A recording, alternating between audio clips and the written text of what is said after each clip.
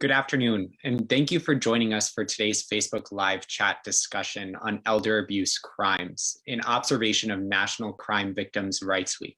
My name is Luke Meyer, and I will be your moderator for today's discussion. During today's chat, we will discuss what elder abuse is, provide resources and tips for victims of elder abuse and their loved ones, and talk about how to report such crimes. Now, before we get into this topic, I want to remind you that if you suspect elder abuse, you must report it. You can report elder abuse to Adult Protective Services at 1-800-223-9074. That's 1-800-223-9074. And I want to remind you that if you have any questions during the discussion, please put them in the comment section and we'll be sure to answer them. Now, to get started, I want to introduce our two panelists. First, we have Gina Schoenberg. Gina is the Deputy Director of Consumer Protection and the Chair of the Senior Protection Initiative here at the Delaware Department of Justice. Our second panelist is Julie Devlin. Julie is a Senior Planner and Legal Services Developer with the Delaware Division of Services for Aging and Adults with Physical Disabilities. I want to thank both of you for taking time out of your day to discuss such an important topic. And to get started, I have a question for you, Gina. Could you please explain to the viewers what elder abuse is? Sure, thank you, Luke. So there's been a lot of debate nationally over how to define elder abuse, and you might find several if you decide to research this for yourself. But the one that I like the most is that elder abuse is an intentional act or failure to act by a person with whom there is an expectation of trust that causes or creates a risk of harm to an older adult. And, a way to say that more simply is really just to focus on that trust. In my mind, what makes elder abuse so harmful, so painful, so traumatic is that it's a violation of trust, whether it be at the hands of a caretaker or a family member or a con artist over the phone pretending to be someone that you think you can trust. So elder abuse takes many forms. I've been doing this work now for over 7 years, and I am constantly disappointed about how many ways older adults, how we are targeted in later life. There really is no end to bad actors that will attempt to take advantage for whatever reason. But abuse can be physical. It can, physically harming someone. It can be sexual, mistreatment, neglect, verbal and emotional assaults, and financial exploitation. And it can also include scams. That has really emerged as technology has emerged, and we're using more technology than ever. There's consensus among the experts that scams are also elder abuse. And we know that people are being targeted because in later life because of their age. And that gives it a lot of the hallmarks that we see in abuse at the hands of someone more familiar to us. Thank you, Gina. Now, Julie, can you talk a little bit about statistics of abuse found here in Delaware? Sure. Thanks, Luke. So in Delaware, in the past year, we received in Adult Protective Services around 3,000 reports of abuse, neglect, and exploitation of elders as well as people with disabilities. And a majority of those calls were people over the age of 60, so people later in life. Of those, about half of them, a little bit more than half, were actually financial exploitation. The same scams that Gina was talking about, we are seeing balloon in our state, especially because of COVID-19. In second place, caregiver neglect. And that's when a caregiver doesn't necessarily provide the supports to their loved one. We're definitely seeing that a lot more in Adult Protective Services. And then we see physical abuse and verbal abuse, followed by sexual abuse. I do want to say of those 3,000 reports, we in Adult Protective Services investigated approximately 2,200 of those. And there's various reasons why Adult Protective Services wouldn't go out to the home and investigate a report. It might be a duplicate report. It might have been unsubstantiated, meaning that we just didn't have enough information to go out and see what was going on in that case, or just was not appropriate for APS. So something like it was a person not providing their own self-care. In all of those cases, if we don't investigate a case, we refer it to somewhere else within our division. So they're still going to meet with someone to make sure that they are getting the supports they need to live their life fully and actively. Thank you, Julie. Now, Gina, you talked a little bit about scams and how they've emerged with technology, but can you provide the viewers with some statistics about scams in Delaware? Sure. So first, just let me say that con artists are CEOs of $1 billion industry, and that's annual. While every age group is victimized, and I think that's really important for us to acknowledge that, we are all vulnerable to scams regardless of our age, but we know that both the stakes and the amount of loss increases as we age. So, I'll give you a sense of what the top 10 scams are currently in Delaware, or at least statistically from 2020.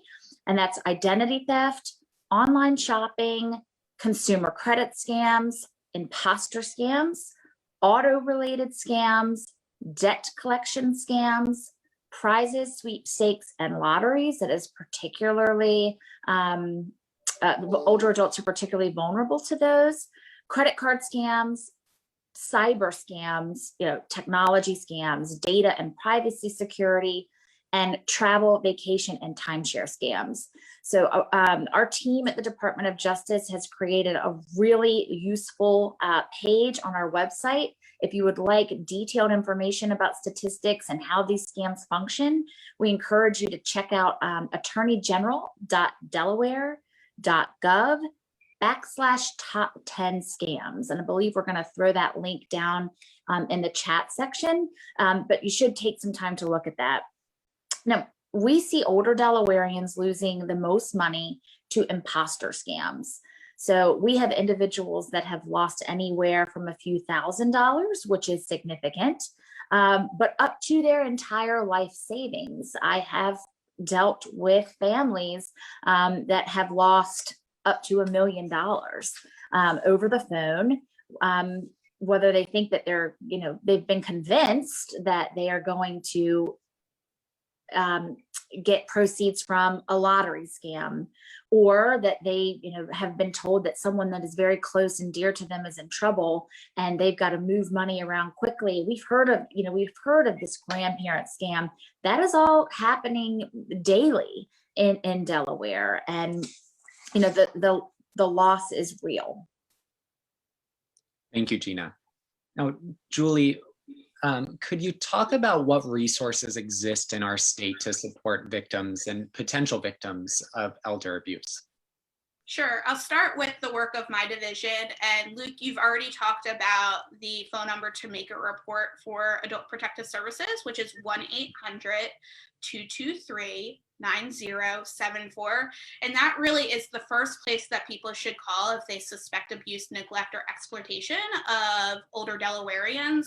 Once that call is made, our office will dispatch trained workers to the individual, the alleged victim, work with their families, and also work with the alleged perpetrator to figure out the situation.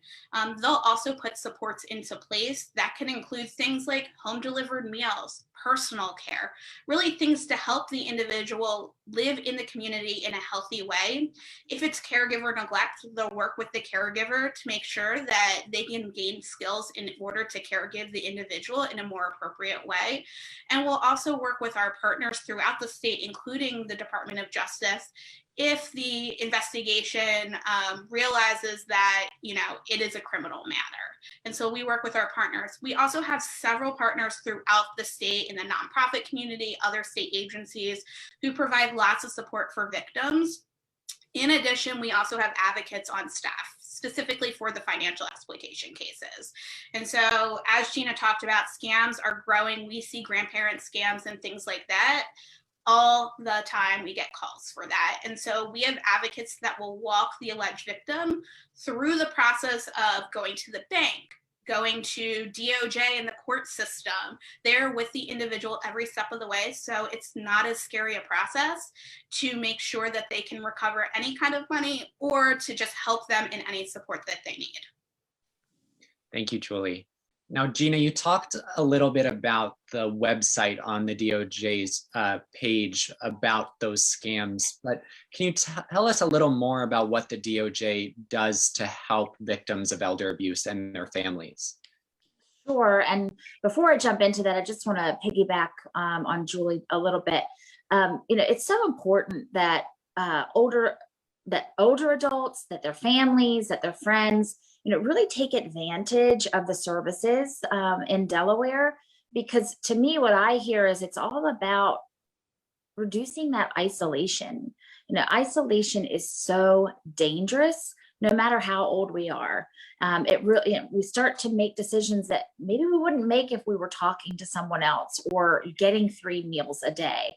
These are all the issues that contribute to vulnerability, to scams, and to caretakers taking advantage as well.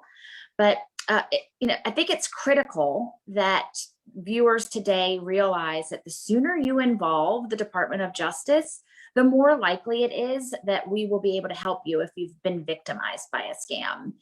There is nothing to be ashamed of. We are not here to judge why something happened to you.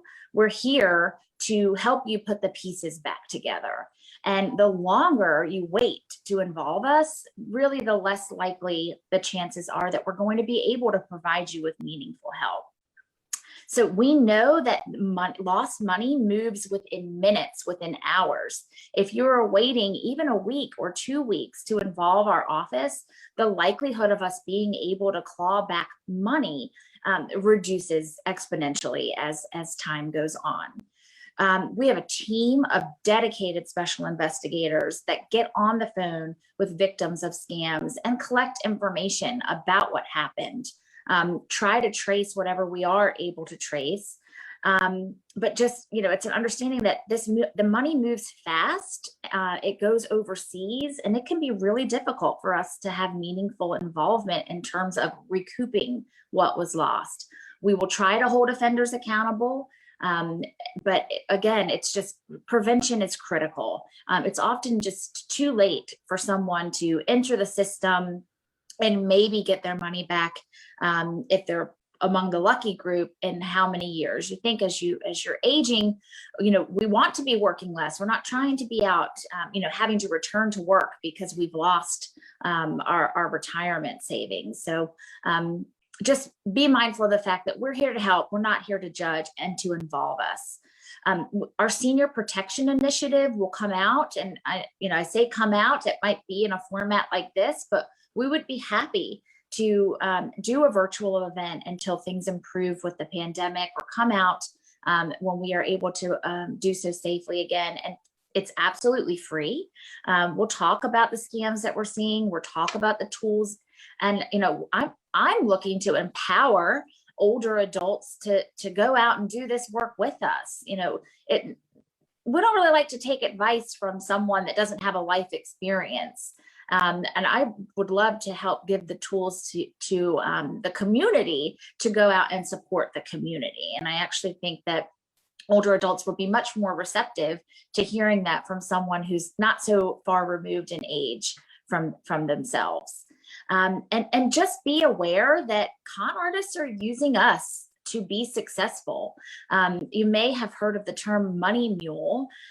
And basically what that is are con artists utilizing all of us to, you might think that you have a work from home business or a romantic partner that you've never met in person. And you might be cashing checks for that romantic partner who you've never met in person because they've told you that they cannot do so for whatever reason they come up with. Or you're having items shipped to your home as a part of your work from home business, and you're shipping those items back out. What's happening in those arrangements quite often is that we're being used to turn dirty money into clean money for criminals. So be really wary of any activity like that, and please report it to us. I see that there's a question coming through about where older adults can report such crimes, and that was actually my next talking point. If you've been victimized by a scam, call us at the Consumer Protection Unit. We have an 800 number. It is 1-800-220-5424. And we're going to put that number in the chat feature if you missed it.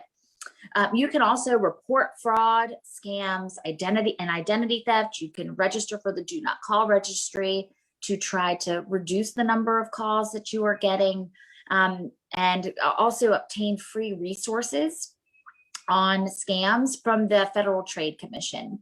We'll throw that link in the website as well, but it's www.ftc.gov.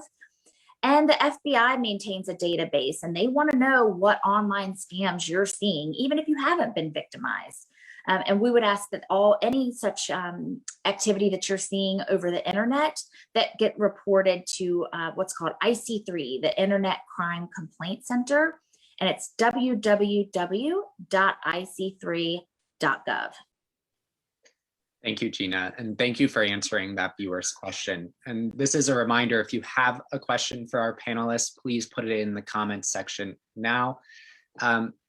Julie, would you just mind telling the viewers one last time how they can report elder abuse through your department? Sure. So in the state of Delaware, all adults are considered mandatory reporters of adult abuse, neglect, or exploitation. That means if you see it, you should say something. And that's calling my department's Aging and Disability Resource Center, which is 1-800-223-9074. And we'll also put that in the chat.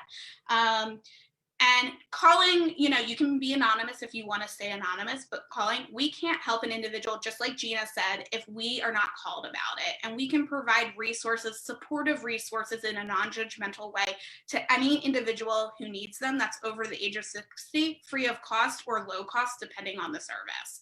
And so we'll also put in information about some of the services that we offer as a division into the chat as well. But we can't do anything because we won't know about it unless it's reported to us, and we want to help. We have trained staff that are willing and able to go out to the home today to work with individuals, and we want to help people. Thank you, Julie. It looks like there are no further questions from the viewers. Actually, sorry, one just popped up. The question is, how has the COVID-19 pandemic affected elder abuse crimes? So I can take that from our perspective in Adult Protective Services. We've seen an increase in financial exploitation cases. Those scams just have really ballooned in the sophistication of those, I would say. And Gina has talked a lot about them as well. We've also seen a lot of caregiver neglect this time around. People are in their homes with their loved ones for a long period of time during COVID-19. No one was going anywhere. And so people, caregivers, no fault of their own, they got tired. They might have not had the resources in place to help their loved one and didn't know how to deal with it. And so things just escalated from there. And so we're seeing a lot of caregiver neglect. We also see a lot of multi-allegation cases. So caregiver neglect coupled with verbal abuse or with financial exploitation. A loved one loses their job because of COVID-19 and they're taking advantage of their parents' finances because of that. So again, we can't respond to these kind of cases if we don't know about it. And so again, I encourage you to make that report because we're willing to help. We want to help. And we can put in services for both the alleged victim as well as the perpetrator. If it's a caregiver, we can help the caregiver as well, providing them the supportive services they need in order to caregive for their loved one. Yeah, and I'll just add to that by saying, we have certainly also seen an uptick in financial exploitation, romance scams. People were home and lonely, and there's been a definite increase in those reports. But I also want to make our viewers aware that, the vaccine, we've seen a lot of anxiety about getting the vaccine. Just please know that you should not be paying to get the vaccine. There are no shortcuts. It would just be very suspicious of how you're obtaining vaccines. There's also no known cure for COVID-19. So being wary of advertisements you might be seeing, if something sounds too good to be true, it is most likely a scam. So make sure that you're getting your information from reliable resources. And the Division of Health and Social Services just has endless opportunities to get reliable information about the pandemic itself and about the vaccine. Thank you, Gina. We have another question from a viewer, and I think this is an important question. Are there any myths that we should dispel about elder abuse? So the first thing I want to talk about is there's this national initiative called Reframing Elder Abuse and Elder Justice. Often people think of a victim of elder abuse as this frail old person, might have full on dementia and does not know what's going on, doesn't have capacity. That can't be farther from the truth. There are all kinds of people that fall victim to abuse, neglect, and especially exploitation, as Gina discussed earlier, that any of us are susceptible to it. So it's important to know, to see the signs of what abuse is, and we're sharing all that kind of information in the chat, because you can fall victim to it and it doesn't make you any less of a person. Yes, and I think to add to that excellent answer, elder abuse is much less about an older adult and their physical condition, their mental capacity, and much more about the perpetrator exhibiting power and control. So, I think we need to refocus how we think about elder abuse in terms of, how are we as society, why is this acceptable to us as a society? There are other cultures around the world that see far less numbers because of the value that are placed on elders. So really just, age is a marker, and it's a legal marker for services, but it really, there should be less focus on age. Thank you.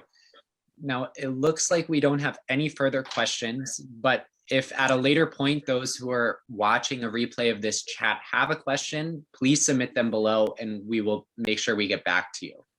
Now that concludes today's discussion on elder abuse. I'd like to thank both Gina and Julie for taking time out of their day to provide resources and information to those who watched.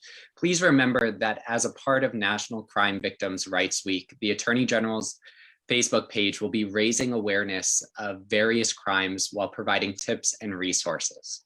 You can tune in tomorrow at 12 p.m. for a Facebook live chat discussion on sexual assault. Thank you for tuning in. Please stay safe and healthy.